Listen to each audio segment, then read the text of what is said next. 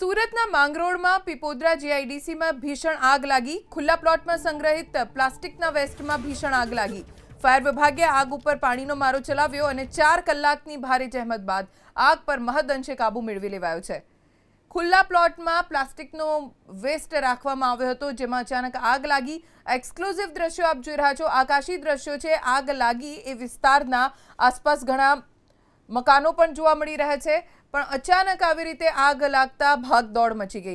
તાત્કાલિક ફાયર વિભાગને જાણ કરી ફાયર વિભાગે સ્થળે પહોંચી 4 કલાકની જહેમત બાદ મહદઅંશે કાબુ મેળવી લીધો છે। વધુ જાણકારી અમારા સંવાદદાતા ઇન્દ્રમલ શાહ પાસેથી પ્રાપ્ત કરીશું। ઇન્દ્રમલ, કેવી રીતે આગ લાગી અને શું સ્થિતિ છે અત્યારે? બિલકુલ, આગ લાગવાનું કારણ જે છે તે હાલ જાણવા મળ્યું નથી, પરંતુ લગભગ બપોરે 2 વાગ્યાના સમયે છે તે આ આગની ઘટના બની હતી। માંગરોળ તાલુકાનો પીપોદરા જીઆઈડીસી વિસ્તાર છે અને ત્યાં ઇન્ડસ્ટ્રીયલ એસ્ટેટની અંદર ખુલ્લી જગ્યામાં ફેક્ટરીમાંથી જે પ્લાસ્ટિકનો કચરો વેસ્ટ નીકળતો હોય છે તેનો સંગ્રહ કરવામાં આવ્યો હતો અને તેની અંદર છે તે આગની ઘટના બની હતી। જોતજોતામાં આ આખો જે સંગ્રહ કરેલો જથ્થો હતો તે આખા જથ્થાની અંદર આગ ફેલાઈ ગઈ હતી અને વિકરાળ બની હતી।